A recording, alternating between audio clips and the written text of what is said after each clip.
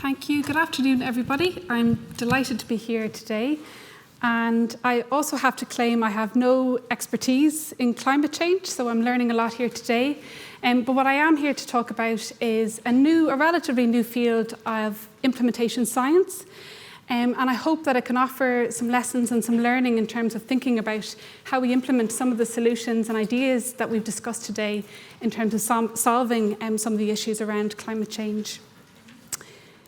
So just very briefly to say where I'm from the Centre for Effective Services. We're a not-for-profit, all-island organisation, and we work across a number of different sectors and agencies, including health, education, social care, justice, etc.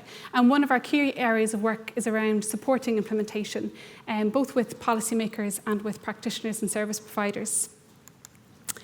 I'd like to make three key points today. So firstly, I suppose I want to build the case for why we need to pay as much attention to how we implement our innovations, as well as the attention that we pay to ensuring the innovations are effective. Secondly, I want to describe a little bit, for those of you who mightn't be familiar with implementation science, what it is, and what I hope it can offer in terms of thinking about environment, health and well-being. And finally, I'd just like to point people in the direction of some useful tools and resources that may be of interest for people to learn more about implementation science and how you can apply it to your work. So firstly, just to start with thinking about why implementation is important. And I want to start with this quote that's been popularized by the 1989 US film Field of Dreams, which is, "If you build it, they will come." And I suppose we spend a lot of time and energy and resources in terms of evaluating and determining what's effective. What are effective interventions, innovations, solutions in terms of solving some of the complex problems that we face today. However, just because we have the evidence base, we all know that doesn't necessarily mean that the evidence will be used in policy and practice. So we're trying to challenge this notion that it's enough to build the evidence base, but actually we need to pay just as much attention to the evidence around how we implement those solutions.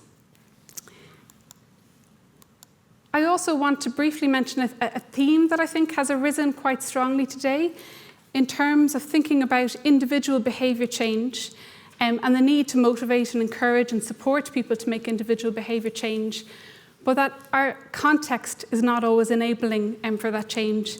I think the water bottle was a nice example of that, in terms of we may have our reusable water container, but if we're in spaces that don't provide opportunities for us to refill that bottle, we can't implement those changes. So why do we need to focus on implementation? Establishing evidence, as I've said, does not necessarily mean that something will be implemented. In the field of health, we've seen that less than 50% of clinical innovations that have been demonstrated and proven, randomized controlled trials to be effective, actually make it into practice. And I've seen estimates, much, much higher in terms of, 80 to 90% of innovations not making it into practice. We also know that there's a gap between the time it takes to establish the evidence base and when it actually gets delivered in practice. It's been estimated in health that it's somewhere between 17 to 20 years. We see innovations that come into practice much quicker than that, and others that take longer again. And in exploring and preparing myself for today, I suppose we can see some similar figures when we look at the environment and the environmental sciences. And there are hundreds and hundreds of determinants of why those things happen, both in terms of how quickly something gets implemented, but also how well it gets implemented. And how well we implement something is something I suppose I really want to try and get across today, in terms of some of the learning out there and the science out there in terms of how we do that well. I also wanted to mention briefly this article, which looked at policies around sustainable development, policies that had failed internationally, and looking at the reasons for why those policies had failed. And we can see there's a whole range of factors there, be they structural, issues to do with the actual understanding of the issue. And in the middle there, you can see implementation traps. And the most commonly cited implementation trap was communication failure and the lack of engagement with people stakeholder engagement, public engagement. And so it's fantastic to see today such great examples of that in action. But lots of other implementation traps. There may be inappropriate agencies given responsibility to lead on particular actions. They may not necessarily have the responsibility remit or the skills and capacity to take that on board. There can be inadequate administrative resources. So we don't often invest the time, resources and support for people to make implementation happen. Some of this resonates with some of the work that we've done in CES in terms of understanding whole of government policy implementation. And climate change is certainly, as we've talked about today, something that requires a whole of government response. So multiple implementation challenges for achieving whole of government responses. We've challenges around collaboration, marrying the autonomy of individual departments, organisations, with that need for collaboration across. There's huge cultural challenges in terms of working together, and we focus often on building structures to enable that collaboration to happen, but oftentimes it's the cultural differences that can be what let us down. So a whole range of issues there that we're facing. The good news is, though, that we have lots of examples in Ireland and internationally of successful implementation, and the workplace smoking ban is an example that got mentioned earlier, and loads of examples of enablers for implementation in that. Good messaging, importance of communicating the evidence base, robust communications and enabling policy context, etc. So lots of examples and lots of learning for what makes implementation happen successfully. So secondly, I hope I have built the case for why we need to think about implementation. And secondly, just to tell you a little bit about implementation science and what I think it can offer researchers, policymakers and practitioners in thinking about the environment, health and well-being. So what it is, it's at its simplest the study of implementation. It's a field that initially grew out of health. It can be traced back to the 1960s and health researchers, academics feeling very frustrated that they had developed really good evidence-based interventions and they were frustrated that they weren't getting into practice. So they wanted to understand more how they can help that and how they can make that happen. It's since grown into other fields. You see it being used in education, justice, child welfare systems. I found a few articles talking about it in the environmental sciences, but I suppose it's not an area that's really taken off yet. And it's really the study of how do we make sure evidence-based innovation, be that policy practices, get put into practice.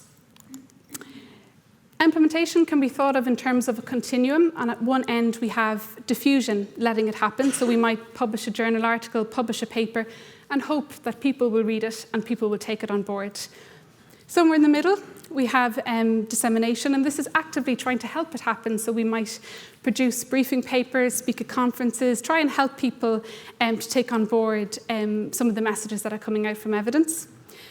And at the other end of the continuum is implementation, which is really about actually making it happen. And this is purposeful, planned, orderly, scientific. And this is what I think implementation science can help us with. For those of you who are interested in the theoretical frameworks and background to that, there's a good paper by Per Nilsson which looks at the different categories of theories and frameworks in implementation science. Broadly can be put into 5 different categories. We've got models that are helping us to understand implementation process, so right from the start to how something gets embedded. There's other ones that are more focused on determinants of implementation, the enablers and the barriers and things that help and hinder implementation. We have some classic theories which come from fields of psychology, sociology, organisational theory.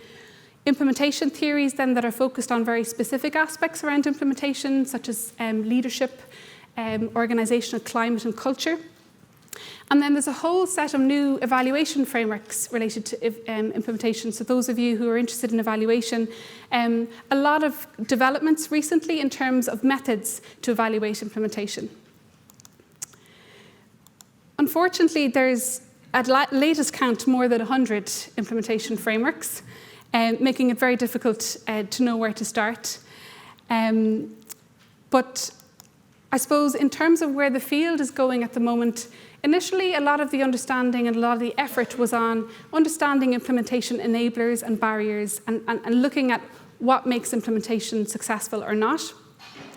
Now the field has moved on to really understanding, well, what implementation strategies should we use? Which implementation strategies work best for particular types of implementation challenges? Which ones are most effective and in which contexts and for whom? So this is kind of the latest focus in implementation science.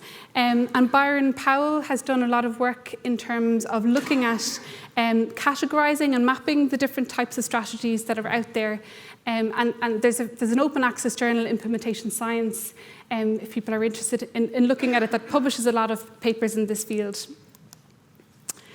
I just wanted to mention, I suppose, one example of strategy, and again, this is something that's come up a lot today, is around communication, and where some of the learning from implementation science, I think, is what some of it can offer in thinking about communication. So one of the key messages coming out of the implementation science literature is around motivation, and that the motivation of our target audiences, it's important, but actually the role and motivation of our organisations and our systems are more influential in supporting successful adaptation and adoption of innovation. And I think it was really nice to hear the example earlier today around the HSE in terms of the work being done at an organisational level to support sustainability. Another key message is emerging is that we really need to focus on describing how something is new and different, but it's also compatible with what we're already doing.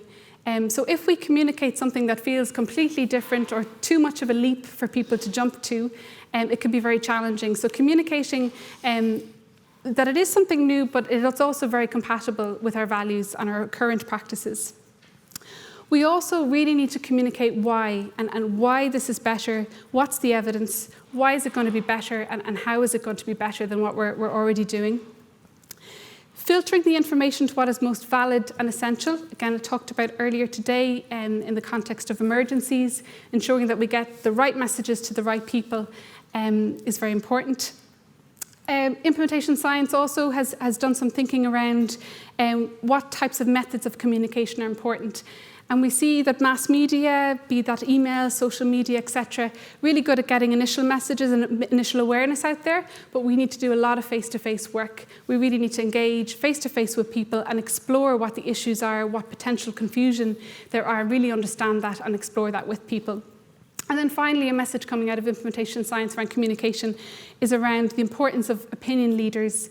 And people respond well to messages when they're given to them by people who are like them. So looking at how we can build opinion leaders and use opinion leaders to really communicate and engage our target audiences. So that's just one example of one of the strategies, loads of literature out there around different strategies and what's effective.